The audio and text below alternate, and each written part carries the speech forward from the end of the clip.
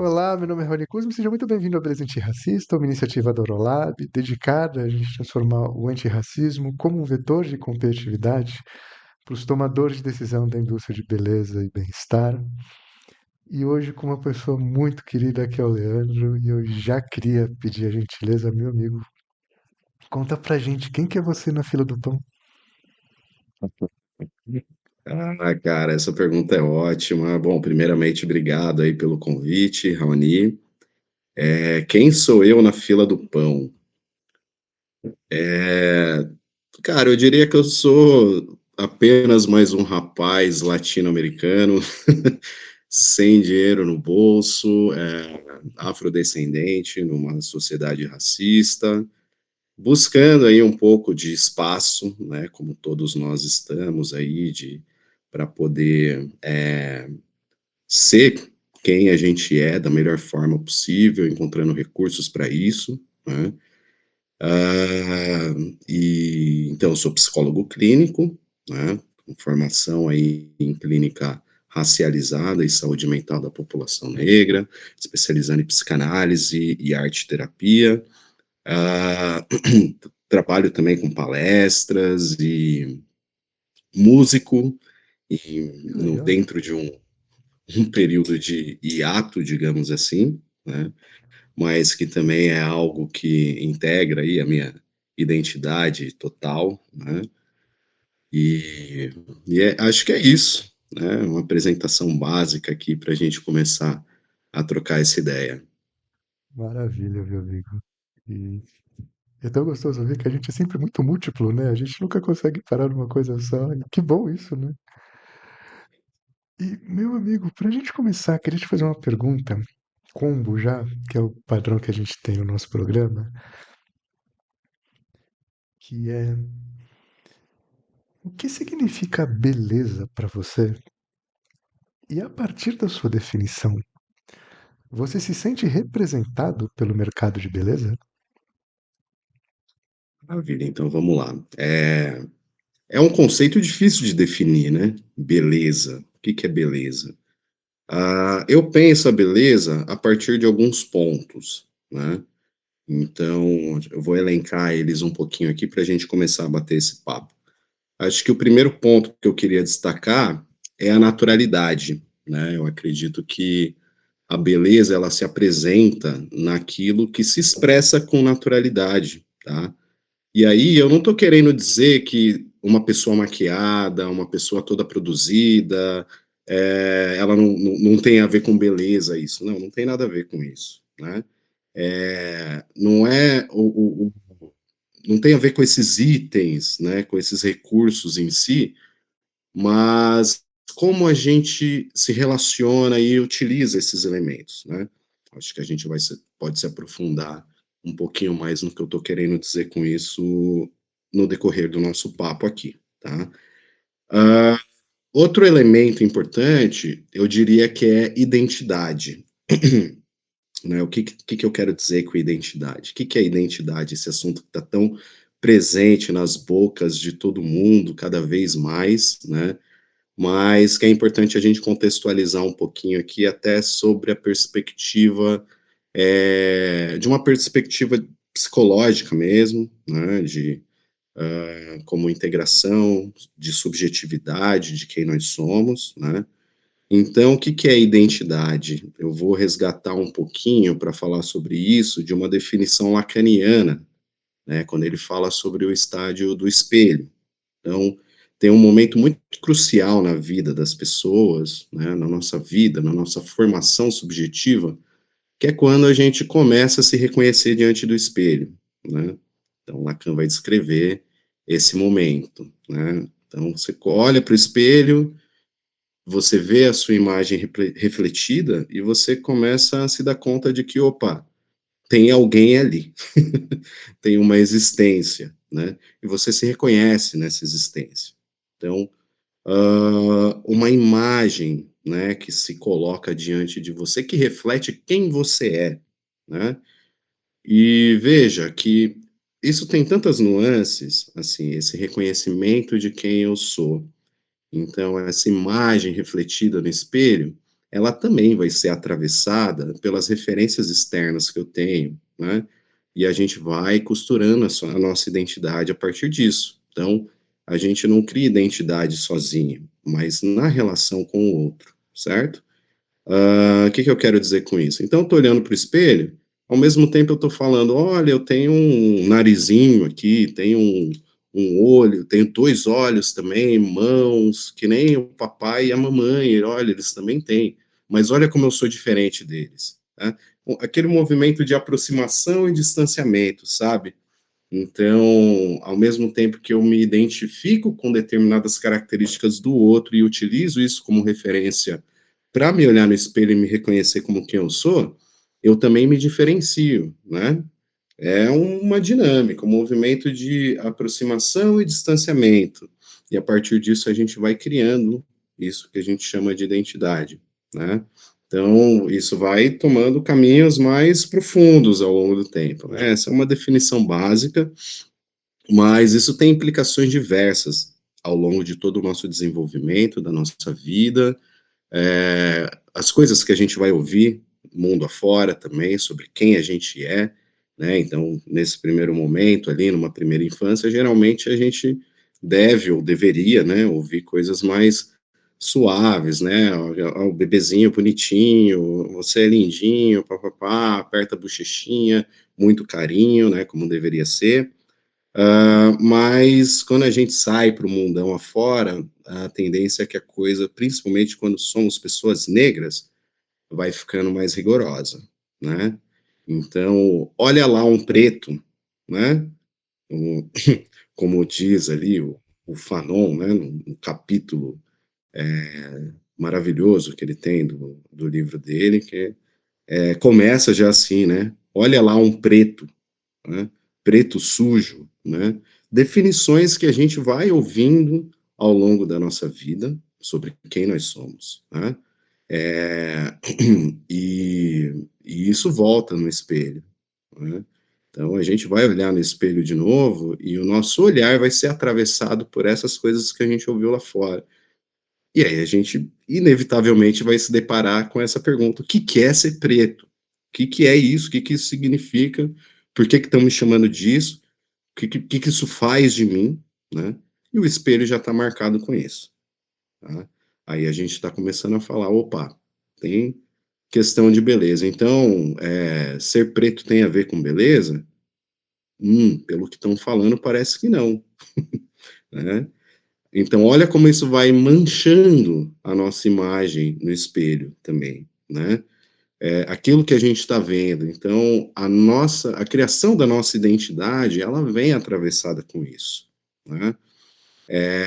Então, e isso tem totalmente a ver com beleza. Aquilo com que a gente se identifica ou deixa de se identificar, vai dizer muito sobre aquilo que a gente aprende a achar bonito ou feio, né? Então, enfim, fiz uma breve apresentação aqui para a gente pensar um pouco esse conceito de identidade e como ele se articula com esse tema da beleza que a gente está discutindo aqui, né? E aí, outro elemento fundamental aqui, então, portanto, são os atravessamentos culturais, né? Que de alguma forma eu já comecei a falar sobre isso aqui nesse ponto da criação da nossa identidade, né? E dentro dos atravessamentos culturais é importante a gente se questionar também, pensando nessa questão de beleza, mas isso se aplica a qualquer tema que a gente trouxer dentro dessa perspectiva, que é por que que a gente então tem que sempre ser mais, né?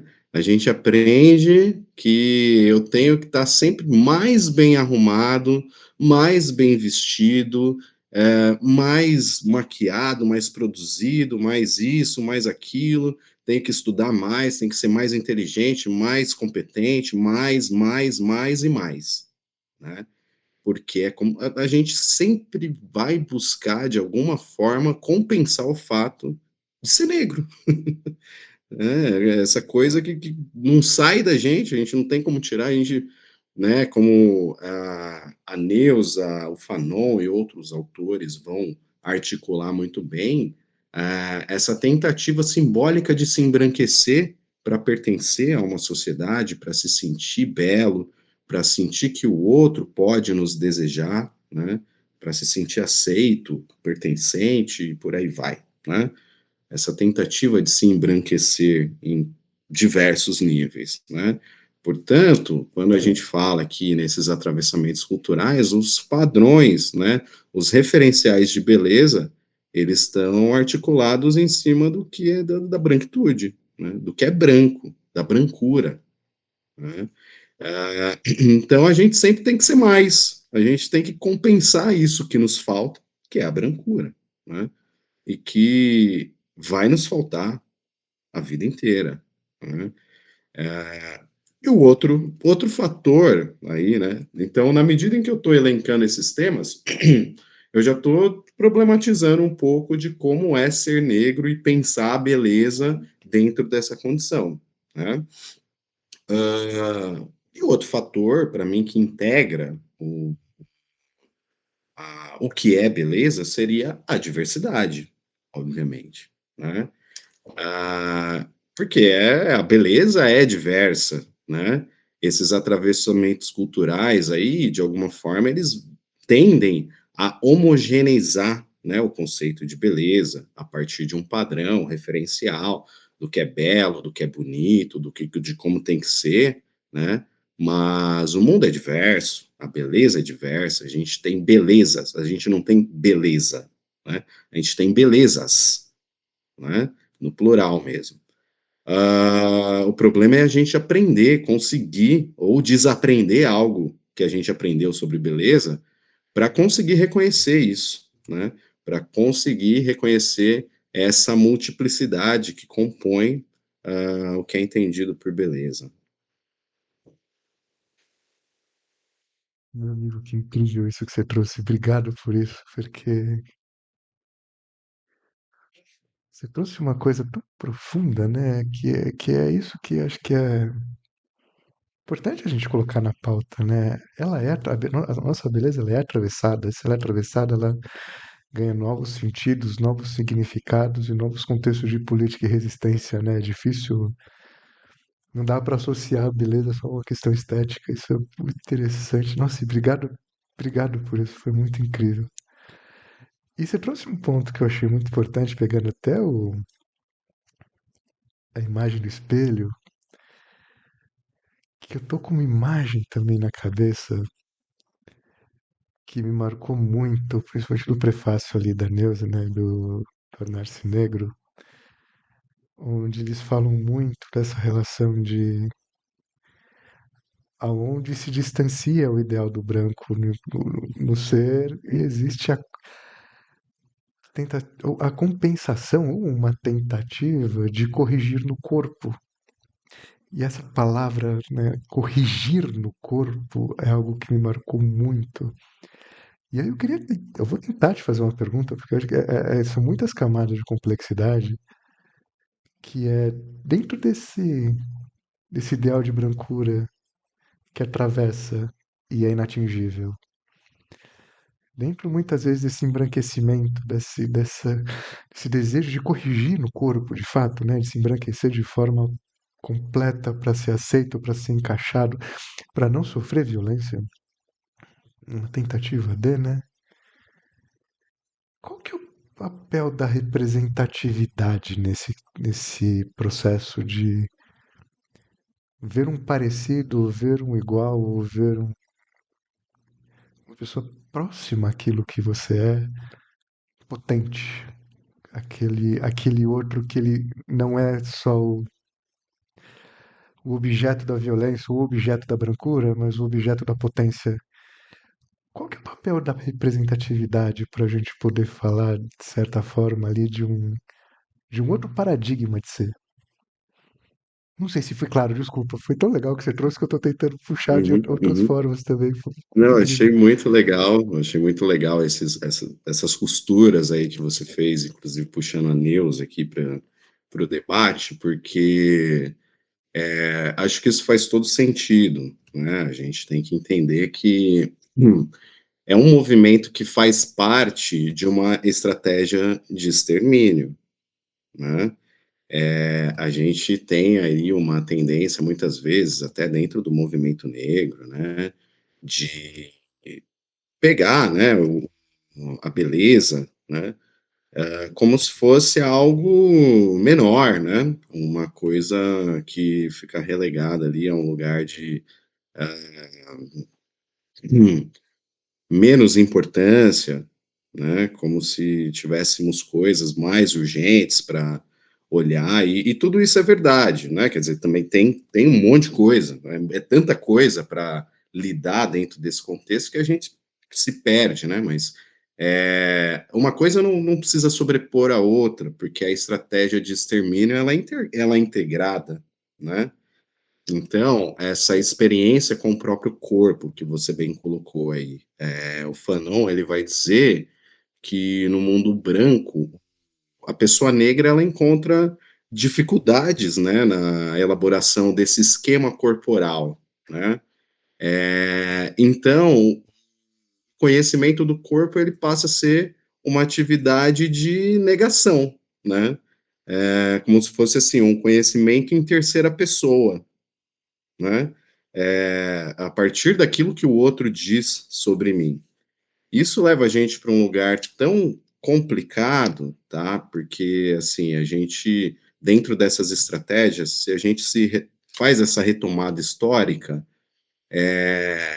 que é uma estratégia secular, né, diga-se de passagem, vamos pegar pequenas nuances aqui do que se associa com beleza, mas que está diretamente ligado com esse movimento de extermínio que eu estou me referindo aqui, né.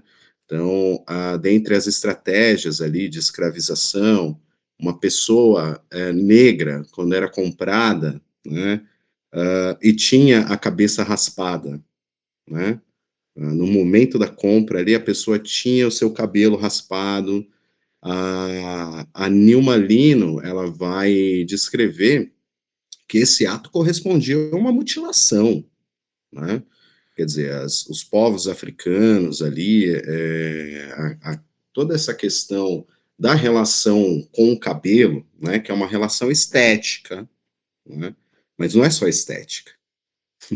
Não é só estética, né, e é por isso que a gente não pode cair nessa armadilha de relegar a estética a um lugar secundário, né, essa coisa de pouca importância, um capricho, né.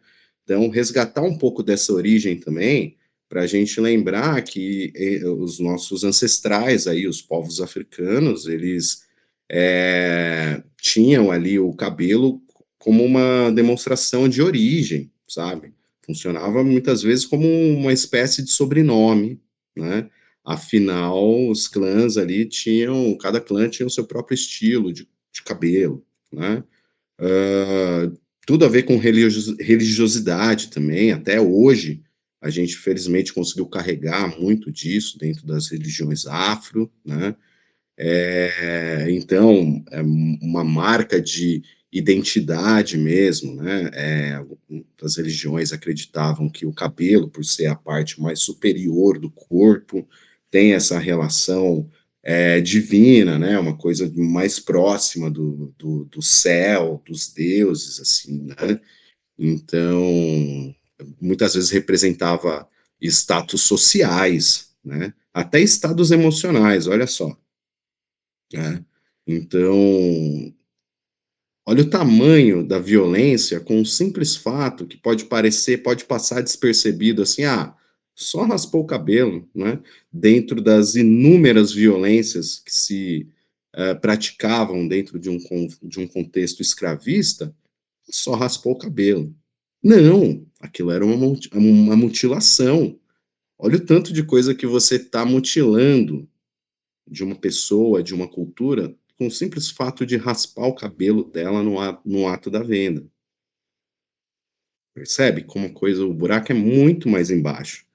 Então a gente tem que ter todo esse cuidado para falar sobre esse assunto, para abordar aqui, e eu queria até mais uma vez parabenizar aí o Raoni pela iniciativa, né, Obrigado. porque a gente precisa trazer essa seriedade mesmo para falar sobre esse assunto. e abrir, né, para a gente mesmo a possibilidade de resgatar essas referências e enriquecer, né, a nossa identidade a partir disso, porque isso é político, isso é extremamente político, tá? Então, é, essas coisas, elas não. Quando a gente fala da violência mais, do açoite, da chicotada, do assassinato policial, tá? Da perseguição, né, em um lugar público, dessas diversas nuances do racismo, elas não são isoladas, né? São ataques coordenados. Então, não dá para a gente olhar só para um ponto e não olhar para o outro, a gente tem que olhar para tudo, né? E aí onde entra a representatividade, né? Onde que eu estou me vendo, né? Onde que eu posso me ver, aonde que eu me encontro, né?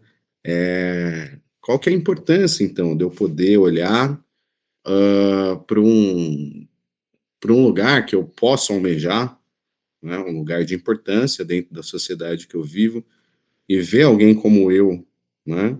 Ver alguém que eu consigo me identificar depois quando eu vou olhar para o espelho, né? Quando eu olho para o espelho, opa, eu consigo ver, eu posso sonhar, né? Isso também nos foi tirado, né? Isso nos foi tirado. Quando a gente olha para fora, a gente vê, sei lá, parceiros, irmãos de quebrada ali sendo assassinados, né? Sem nome, virando mais uma estatística, e a gente volta para olhar para o espelho de novo, entende? Essas coisas não são isoladas, elas estão integradas, elas fazem parte de um rol de possibilidades que a gente aprende a encontrar dentro da nossa vida, né? Possibilidade de ser, de existir, de criar a nossa própria referência de beleza, né? Eu Eu cresci com vergonha do meu cabelo, né? Como é a história, né? É mais uma história de um corpo negro, né? Nessa sociedade que a gente vive. Tudo sempre vai ser, né? Uma questão para qualquer pessoa negra que você perguntar isso, sempre foi uma questão, né? Independente do tom de pele mais claro ou mais escuro, cabelo crespo ou liso, tá? A partir do momento que a gente está inserido dentro desse contexto que é ser negro, a gente vai seja para um lado ou para o outro, né? Você é negro, mas seu cabelo é liso. Então, a questão está posta do mesmo jeito. Você é negro, mas você não é tão negro assim, né? As artimanhas do colorismo. Então, como que é isso também? Voltar no espelho, opa, meu cabelo é liso, mas eu ainda sou negro, né? O policial ainda tá me perseguindo, né? Opa, cara, minha pele não é tão escura assim, né? Mas quando eu sento nesse restaurante aqui, eu não tô me sentindo como o restante das pessoas, né? Então, isso é sempre uma questão para a gente, né? A gente passa a vida inteira tendo que lidar com isso, seja dentro do lugar que for, né? Nessa régua, né? Entre mais ou menos negro, né? Que, enfim, toda a problemática que tem por trás disso também, mas é uma problemática que foi criada justamente por essa dinâmica de embranquecimento, né? Muita gente ainda não sabe hoje, né, mas isso foi política pública no nosso país, embranquecer a população, né? Isso tem que ser lembrado, né? Não é à toa que hoje a gente olha para os lugares e a gente não vê representatividade, né? Não é à toa. O plano era embranquecer, né? O plano era nos exterminar de fato, né? Não foi possível fazer isso fisicamente, né? Felizmente, estamos aqui, podemos falar sobre isso, mas fomos exterminados de outras formas, né? Quanto resgate a gente está tendo que fazer hoje, né, para dar conta de tudo isso que nos foi exterminado, né? Todo esse patrimônio imaterial que foi tirado da gente, né? E todas as mazelas, né? Todas as dores e feridas que a gente tem que carregar na nossa existência em decorrência disso. Não sei se eu respondi sua pergunta, Rony. Eu fui Puta, falando aqui também. nossa, foi incrível. E mais uma vez, obrigado por isso. E obrigado também pelos parabéns. Obrigado, até porque é tudo nosso, né? O aquilombar e o coletivo aqui é muito real. Então, parabéns para todos nós. Meu amigo, se prosseguir tanta camada incrível e ao mesmo tempo tão. É muito gostoso quando a gente abraça a complexidade, porque a gente pode. O que fica muito claro dentro de tanta camada, aqui eu vou pegar um pedacinho de alguma camada de como essa relação de essa jornada de até parafrasear a Neuza, né? Ela falou tornar-se negro, falando, a jornada de se tornar humano, né? Um humano com nome, com capaz de nomear aquilo que sente sem um através, sem com infinitas aspas, né? Sem uma violência de você não está apto a, ela é muito densa, né? E aí eu queria pegar um ponto que quando a gente fala do contexto da branquitude, a palavra amor, a palavra cuidado, ela ganha um nível de romantização que parece que você está puxando alguma coisa de Hollywood e todo mundo se ama e se beija e se perdoa e tudo é lindo e tudo é flor, é fantástico. A camada de violência, com tanta camada de atravessamento para diminuir a coisa, o objeto, o objeto que serve, o objeto que procria, o objeto de prazer, o objeto que morre, tudo bem, porque é só um objeto. Qual que é o papel, o poder da gente falar sobre auto-amor? Porque dentro daquilo que você trouxe, eu achei tão potente, é exatamente isso, né? Porra, mais um dia. Sobrevivi e é exaustivo só sobreviver e não existir, né? E o dia que se descobre que se existe, porra, é uma potência que às vezes você não consegue nomear, porque nem repertório de potência você teve, né? Eu te pedi essa gentileza, assim. Qual que é o papel desse amor próprio? E o que significa se amar de forma potente dentro de um contexto onde você nasce já, como você muito bem colocou, né? Parte de um projeto para ser exterminado, né? No início, o foco do extermínio é você, né? Qual que é o papel do amor nesse processo? E qual que é o papel do cuidar, né? Até para a gente já articular com o universo da saúde mental, do ato do psicólogo de acolher. Ficou clara a pergunta? Desculpa, eu tô tão empolgado aqui que eu tô querendo perguntar tanta Ficou, coisa. ficou, ficou, cara. Eu acho que é muito interessante você ter perguntado isso. Acho que tem um-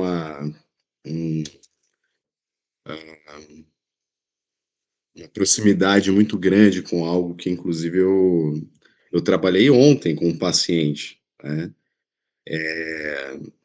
Qual que é o lugar, né? Qual que é o papel desse auto-amor? Como isso é idealizado pra caramba, né? É, eu queria também puxar, inclusive, a Bell Hooks para falar sobre isso, né? Então, a minha autora preferida para falar sobre amor, né? Para conseguir trazer isso numa perspectiva prática, real mesmo, né? E justamente quando a gente vai falar sobre auto-amor, essa idealização de um amor incondicional, né? E é interessante porque a Bell Hooks vai problematizar isso, né? Como é difícil sustentar um amor incondicional, né? A gente vai tentar estender esse amor incondicional aos outros, mas isso vai ser muito difícil, talvez impossível, porque a gente não tem como exercer nenhum tipo de controle, uma primeiro, sobre o comportamento do outro, segundo, sobre a forma como a gente vai reagir, né, às suas ações. Então, é muito mais difícil, né. Mas quando a gente pensa o alto amor, a gente tem um caminho mais bem estabelecido para isso, né. Porque ninguém pode conhecer você melhor do que você mesmo, né. Tudo que você já passou, todas os atravessamentos que o seu corpo vivenciou, tá, desde o prazer que você experimentou até as mazelas que você viveu, toda a sua experiência corporal, psíquica, emocional, está registrada dentro de você. Só você pode ter acesso a isso. Você pode contar para mim, me explicar, eu entender a partir do meu repertório, até onde eu posso entender, mas ninguém vai sair dentro de você para saber disso, né. Então, e é justamente aí a gente vive dentro desse contexto racista que, que vai engendrar todo um jogo de faltas na nossa existência, né. E essas faltas geram carências, certo? Então a gente vai buscar suprir essa carência no outro, né, e a gente procura o outro a partir de um lugar de falta, do preenchimento daquilo que nos falta, né. E aí é justamente onde a Bell Hooks vai ser muito incisiva, né, que ela vai falar que a partir do momento que a gente consegue olhar para a gente mesmo e nos presentear com esse amor incondicional, né, que se ele pode existir de nós para nós mesmos, a gente consegue ser capaz de alcançar o outro a partir de um lugar de satisfação e não de falta, que é muito mais honesto, né. Porque o outro vai conseguir suprir falta alguma da gente. E para isso a gente vai ter que estar de boa com a nossa falta, entende? E eu estava trabalhando isso um pouco com esse meu paciente ontem, né?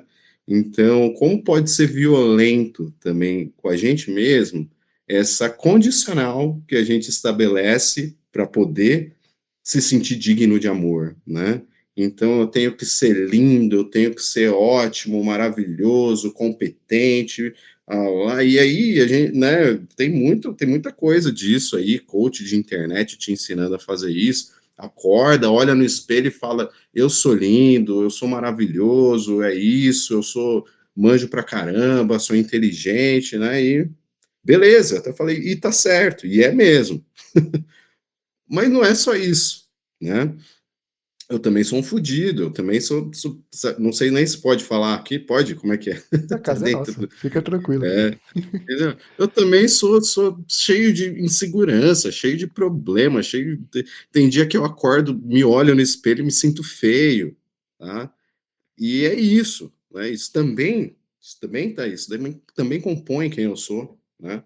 E quando eu for dedicar o meu alto amor, esse amor incondicional, eu vou ter que colocar tudo isso dentro do potinho, e é nesse pote que eu vou colocar o meu amor. Não é só no pote ali onde eu sou lindo, eu sou ótimo, eu sou perfeito, eu sou. Não, não é só aí que eu vou colocar amor. É em todas essas magelas, em todos esses flagelos as feridas que eu carrego, as inseguranças, as impotências, as problemáticas, tudo. É em tudo isso que eu tenho que colocar o meu amor, né. E a gente não percebe, não se dá conta da violência que tem por trás da gente estabelecer essa condicional, né, de eu só vou me amar, então, quando eu me sentir lindo, quando eu me sentir incrível, maravilhoso, sabe. Aí não tem jeito, aí essa outra parte da gente, as fragilidades, né, aquilo que a gente interpreta como indesejável, que pertence, que integra quem nós somos, vai voltar para contar, né. Então vai falar: "Opa, mas espera aí, você não é tão lindão assim não, espera aí. Olha aqui, ó, olha aqui", né. E então acaba sendo um desafio muito grande, né, exercer esse amor próprio, esse auto-amor, se a gente não conseguir integrar todas essas partes, né, de nós. Nossa, cara, que incrível, porque eu falo incrível pela conversa, né? Porque é terrível, né? Quando a gente começa a pensar de fato no impacto que isso cria. Até porque você falando fica uma imagem muito transparente de, desse processo, onde se começa se embranquecendo, depois quando você começa a entender, claro, fazer uma redução gigantesca, né? Você descobre que você tem que performar, corrigir, né, se adaptar, mas de uma forma mais consciente. Quando você descobre da violência, você tem um processo de ressignificação, de ruptura, e a gente precisa ter um desafio de tornar orgânico aquilo que a gente fez a vida inteira como performance, né? Parece de eu preciso ser, eu preciso ser, eu preciso ser. Respira, né? E, meu amigo, dentro desse contexto, o que significa saúde mental para uma pessoa preta? Porque não é simplesmente estar bem consigo dentro de um contexto fluido, lindo, maravilhoso, tomando florais para não tomar tarja preta, coisa do tipo. O que que é ser uma pessoa saudável quando a gente fala de negritude? Ótimo, perfeito. Então, acho que vou pegar o gancho, inclusive, que você já deixou aí essa bola quicando, né, da Neuza, para falar sobre isso, né? Ela, dentro do trabalho dela, o Tornar-se Negro, ela tem uma tese, assim, que é incrível, né? Ela é uma tese que abre tantos caminhos, assim, para a gente poder entender o psiquismo de uma pessoa negra nesse contexto, né? A tese dela, assim, basicamente, o que ela defende, né, ao concluir essa obra, é que, primeiro, falando aqui em termos psicanalíticos, eu vou tentar explicar isso de uma forma mais compreensível, né, que eu não preciso ficar falando, destrinchando conceitos aqui, né, mas ela vai abordar um conceito psicanalítico que é o de ideal de ego, né. Então, o que que é o ideal de ego? Nós temos ali aquela parte mais íntima, emocional, né, que funciona dentro da gente, que a gente chama da parte pulsional, né, de pulsão, né. Então é o nosso é uma espécie de integração entre aquilo que é pulsional, né, aquilo que existe dentro da gente que não responde diretamente às perspectivas culturais, ou seja, a realidade compartilhada, né? Só existe, só pulsa dentro da gente, né? Ou seja, o que a gente tem de mais íntimo, né? Com o cultural, né? Que é aquilo que a cultura nos impõe, né? A partir dessa dialética, a nossa estrutura psíquica cria uma,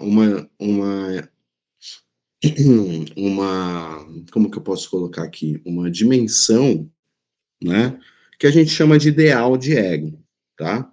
Que é algo que a gente vai passar a vida inteira perseguindo, né? É uma referência de ser que a gente vai passar a vida inteira perseguindo, né?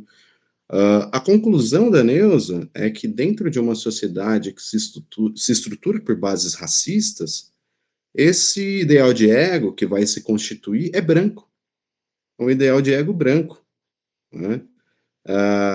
A consequência disso é que a gente vai perseguir um ideal de ego inalcançável, né? Isso sempre vai nos faltar, essa brancura, né? A Neuza foi muito criticada, né? Quando ela lançou esse trabalho pela Sociedade de Psicanálise do Rio de Janeiro, uma sociedade branca, né?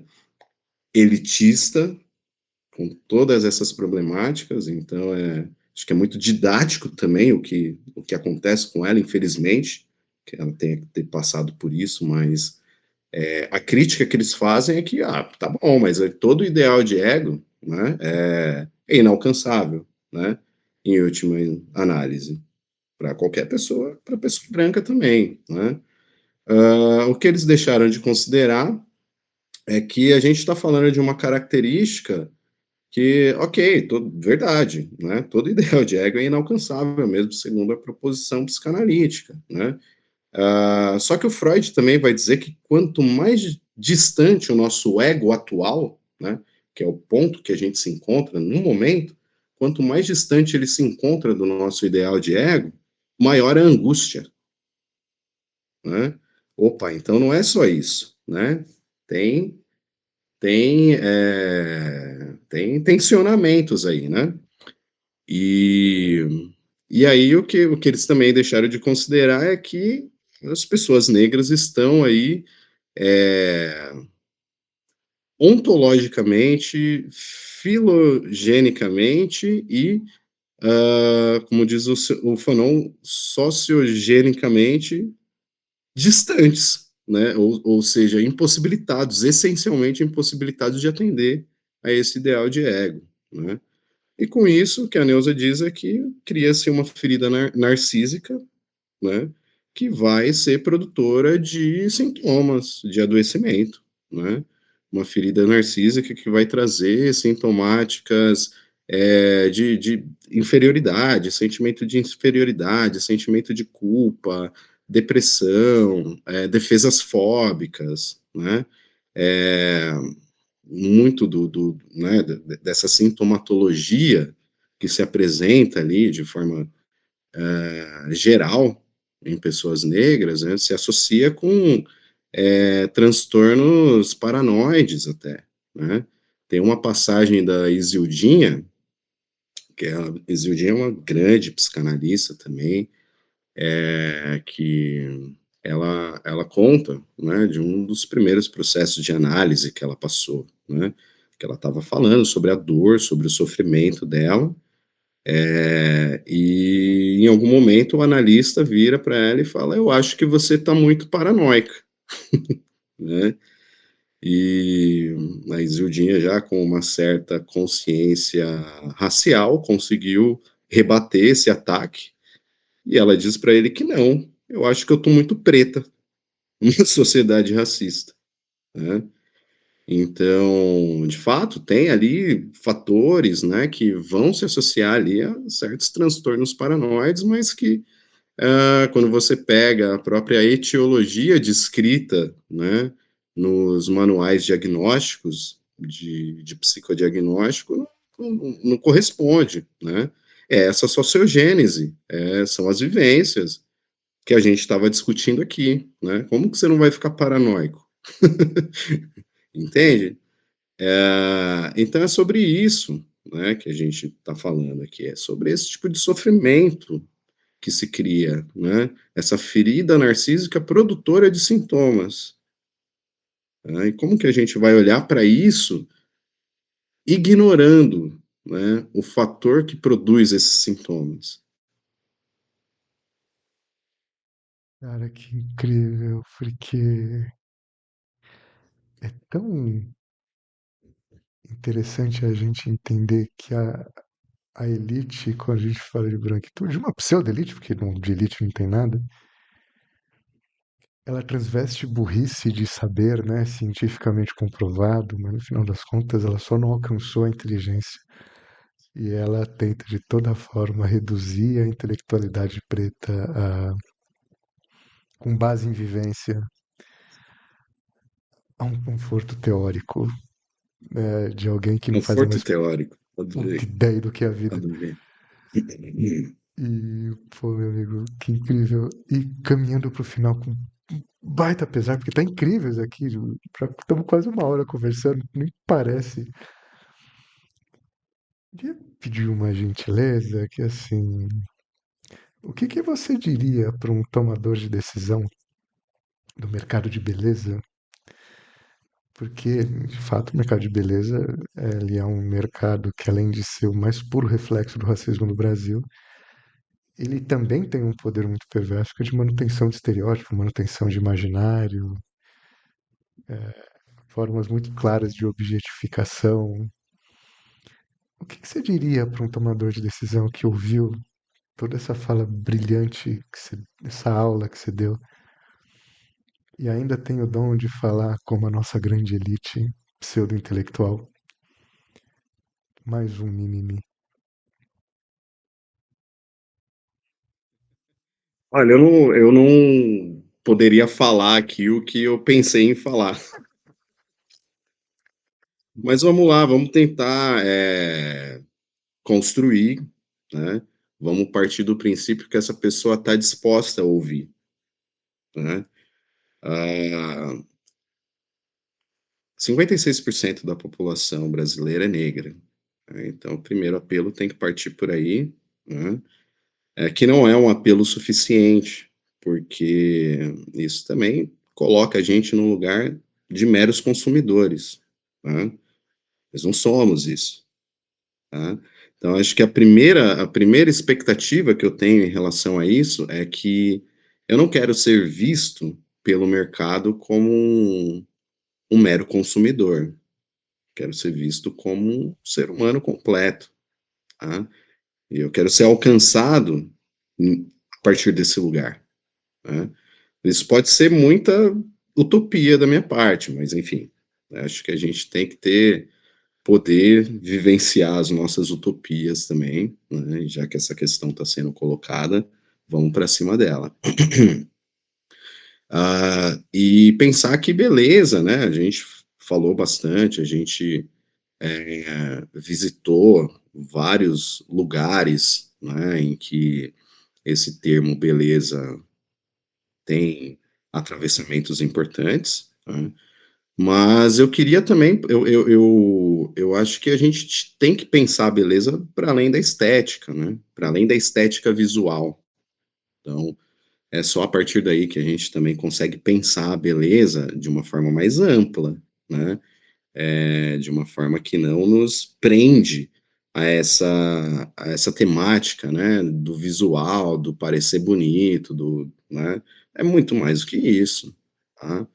Então, quando eu olho para as perspectivas, quer dizer, eu, sei lá, eu sempre tive né, cresci numa pegada ali, anos doi no final dos anos 90, começo dos anos 2000 ali, uma pegada skate punk, assim, sabe. Que curiosamente, não era o que se esperava de mim, né. Você olha um cara preto ali, você espera que ele seja do samba, pagode, né, você, coloca expectativa nele em relação a isso, né.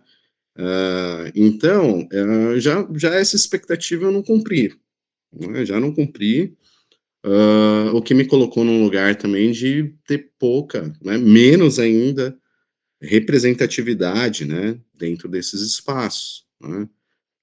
Quer dizer, rock, punk, sujeira, podreira, né, com todos os fatores progressistas que vêm com isso, né, ainda nunca foi um lugar que eu, sei lá, eu ia andar de skate nos lugares ali, tinha uma outra pessoa negra, mas majoritariamente não era isso que acontecia.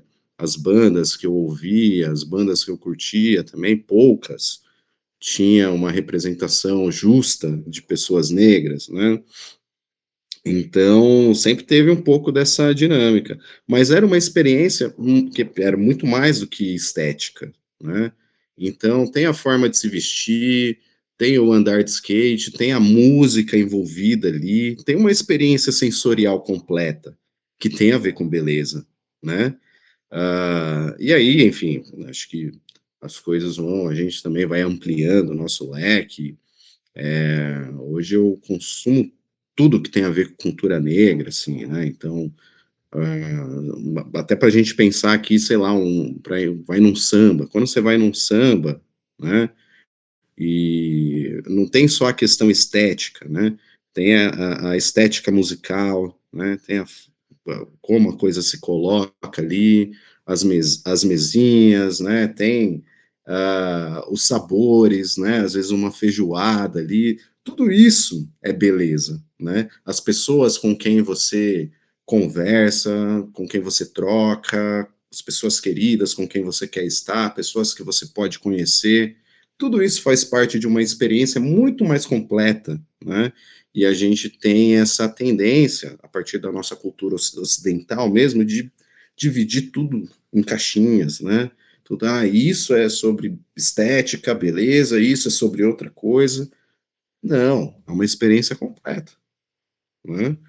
E até para que a gente pense isso de uma forma mais ampla mesmo, né? Quer dizer, para não cair naquela armadilha de falar, eu só mereço ser amado, eu só mereço sentir isso, me sentir belo quando eu me olho no espelho e me sinto lindão, arrumadão, penteado, bonito, né? Mas às vezes não, às vezes a gente não vai sentir assim.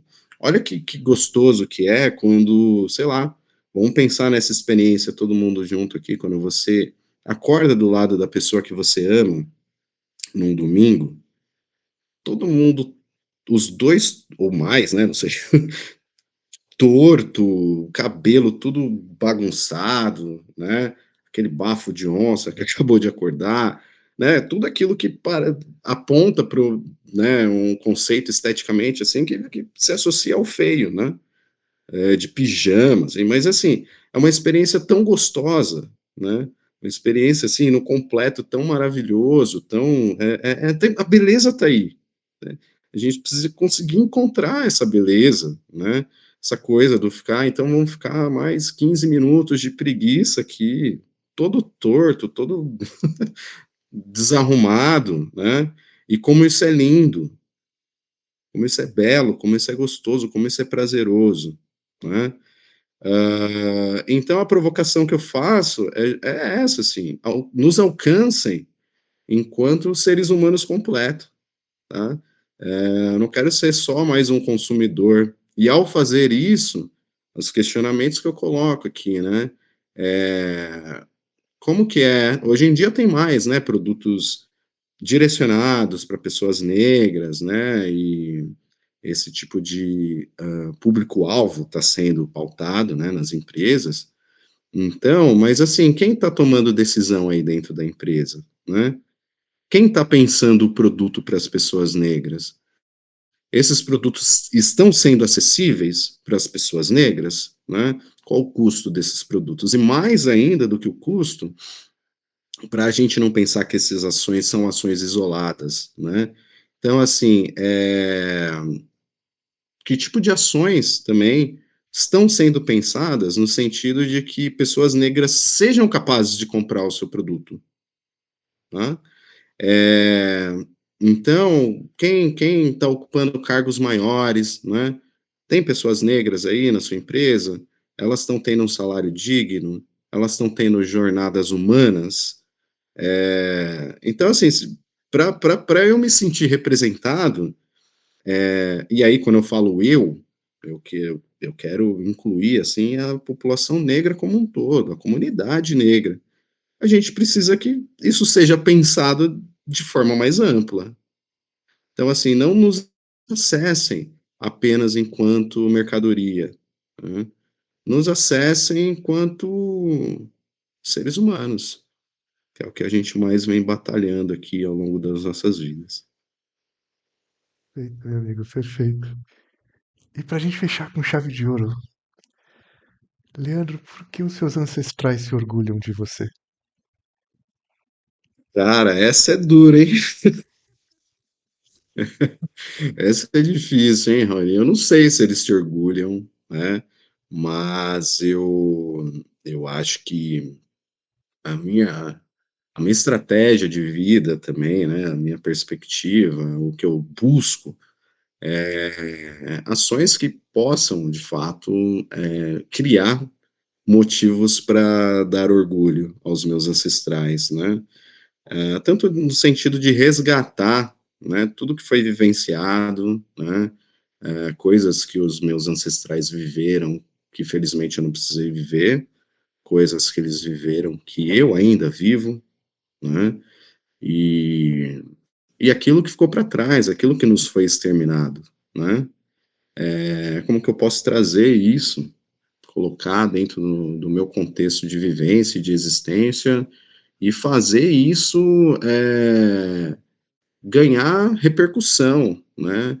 Ganhar propulsão, né? Rodar dentro da nossa sociedade para que a gente possa ser ancestrais que propiciem também uma vida muito mais digna e muito mais justa para aqueles que virão depois da gente, né? Que lindo, meu amigo. Que lindo. E, meu amigo, queria te agradecer imensamente. Espero que você tenha curtido como a gente curtiu, porque foi maravilhoso. Curti demais, amigo. Obrigado pelo convite. Fiquei super feliz de poder bater esse papo aqui com você, de poder passar aí um pouco dessa mensagem, né? Participar, né, desse movimento muito maior aqui do que a minha participação e fazer, né, integrar esse movimento que está girando e que eu desejo que tenha muito sucesso aí daqui para frente, cada vez mais, e pretendo estar próximo aí, vendo isso acontecer. Ô, meu amigo, tenha certeza que essa vai ser a primeira de muitas. E um ponto que eu acho importante, acho que da sua dúvida do orgulho, eu acho que eles se orgulham excessivamente de você, de todos nós, até por essa fala sincera, intencional e corajosa, que ela não acaba só na voz, né? Ela é ação. Então, meu amigo, digo que não só seus ancestrais, mas todos nós nos orgulhamos muito de você. Parabéns por essa jornada incrível. Mais uma vez, o meu muito obrigado. E obrigado a você também que ficou com a gente até o final e muito em breve mais entrevistas incríveis como essa para vocês. Até já!